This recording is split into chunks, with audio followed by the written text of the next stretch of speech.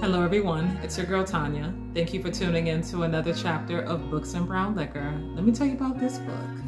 This is my book review of Memphis by Tara M. Stringfellow, okay? I really like this book. I enjoyed this so much. Okay, let me tell you. Let me tell you what it's about. This book is a story of a family. I love books that are told through multiple generations. Now, it's also told through the point of view through the women in the family, right? Our main character is Joan, and it starts in like the 1990s in Memphis. And then I like the fact that there's a family tree. Can you see that? There's a family tree in the beginning of the book. So Joan is our main character. And like I said, the book starts in like 1995 where she's a teenager. But I like the fact that it's told from the point of view of the women in the family. So it's told from the point of view of Joan, and then her mother, Miriam, her auntie, August. I love aunties. Aunties are the best. And then Hazel, which would be her grandmother. And Hazel's part is told like back in the 1950s. So let me tell you.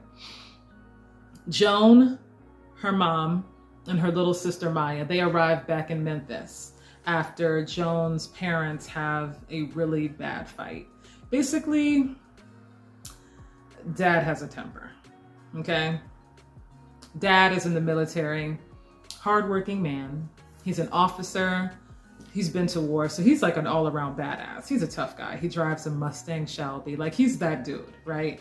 But he's got a bit of a temper.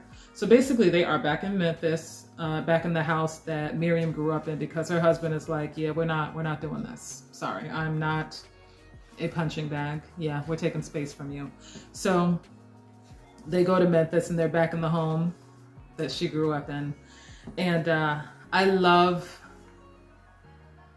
the women in this story. I love the generations. I love the relationship between the what is it? Joan and the auntie. You know how like moms might be strict, but then when mom is not around, you got that auntie that is like, girl, go ahead. Yeah. You could have a little taste of that, or don't worry. You go ahead and do it. I'll tell your mama later. Like, I love those aunties. I have an auntie like that. So aunties are so important in these stories. This auntie right here, love her. So anyway, so Joan is adjusting to her new neighborhood. And then, like I said, it's in the 1990s. And the story is told from multiple points of view and multiple timelines.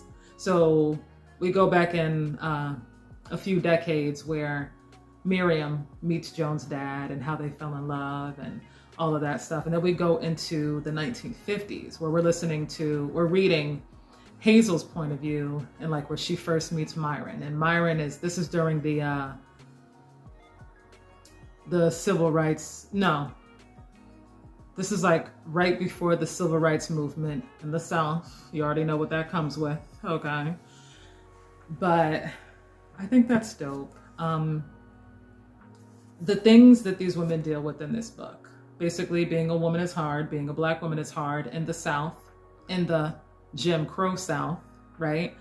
The way these women made a way, the way they still find love and joy. And it talks a lot about cooking and food and music and all of those things that we use to make life fun, to make life warm, despite all of the other shit that's going on outside in the world that's fucked up.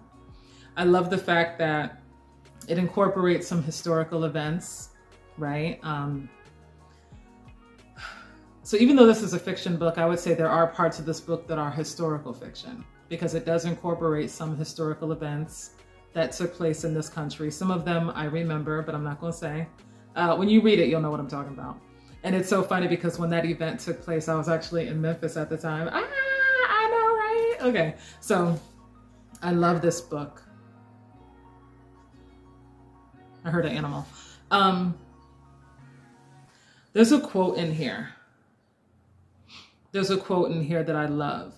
one thing that we have to talk about when we talk about Black women and dealing with men over generations. I remember seeing this in my family and women all around me. A lot of times relationships with men can be difficult, and because we love them so much, and it's our job to take care of our families.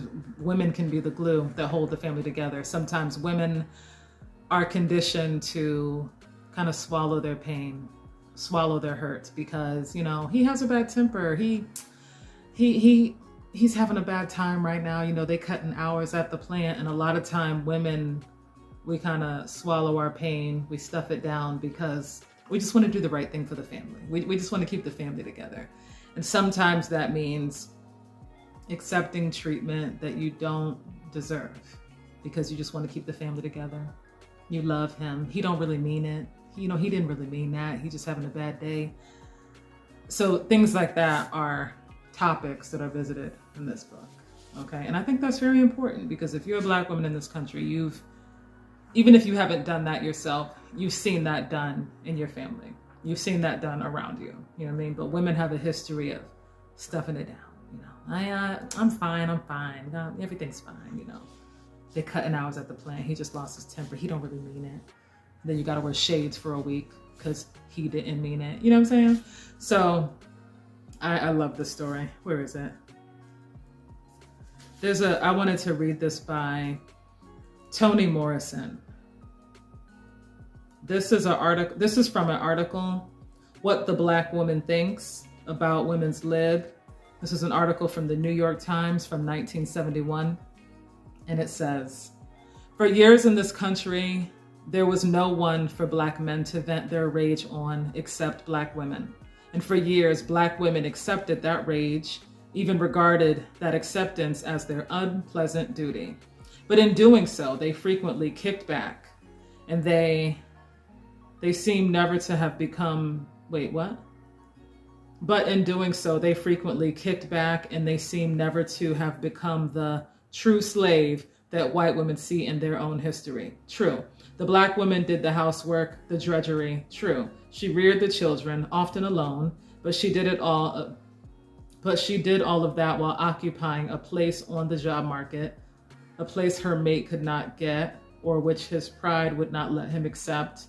And she had nothing to fall back on. Not maleness, not whiteness, not ladyhood, not anything. And out of profound dissolution of her reality, she may very well have invented herself." Wow. So basically, life is hard. Life is hard. And as usual, Black women just keep on going, raising kids, cooking food, playing music, and just keeping on going, pretty much. So anyway, I love this book, Memphis. And I'm going to tell you right now, I'm going to share this gem with you. If you liked Memphis, you would love Some Sing, Some Cry by Ntozake Shange.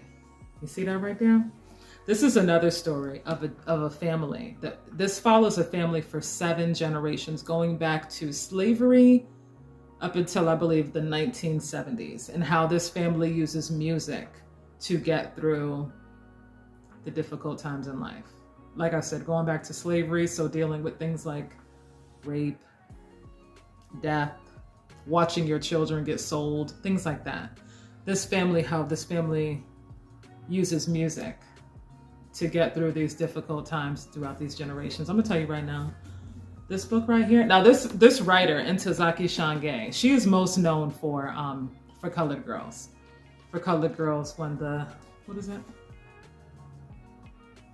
For Colored Girls Who Have Considered Suicide When the Rainbow Is Enough.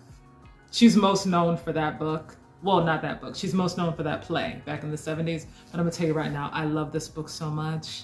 Some Sing, Some Cry. This shit, like, if you don't feel nothing when you read this book, you don't have a soul, okay? This shit is so good. So if you liked Memphis, I definitely recommend Some Sing, Some Cry by Ntozake Shange. This book is so good. Like, I literally remember reading this book and being like on the verge of tears, like, oh my God. Like, you could just feel like everything these women were going through. And it talks about other issues, you know, being Black in the South, being a woman in the South, you know that ain't safe, okay? Dealing with colorism, racism. It even mentioned like the brown bag, paper bag test. If you know, you know, okay? But I'm just saying. So yes, Memphis was a good read for me. For me, this is a 4. And for me, this is a 5. And like I said, I did not read this in July, but I think I've read this book like 2 times. It is so freaking good. I recommend this if you love reading about generations of Black women, okay? All right, I think you get the message. Thank you so much for watching. I wish you good reading. Let me know if you've read these books. I would love to hear from you. As always, I wish you good reading. Bye.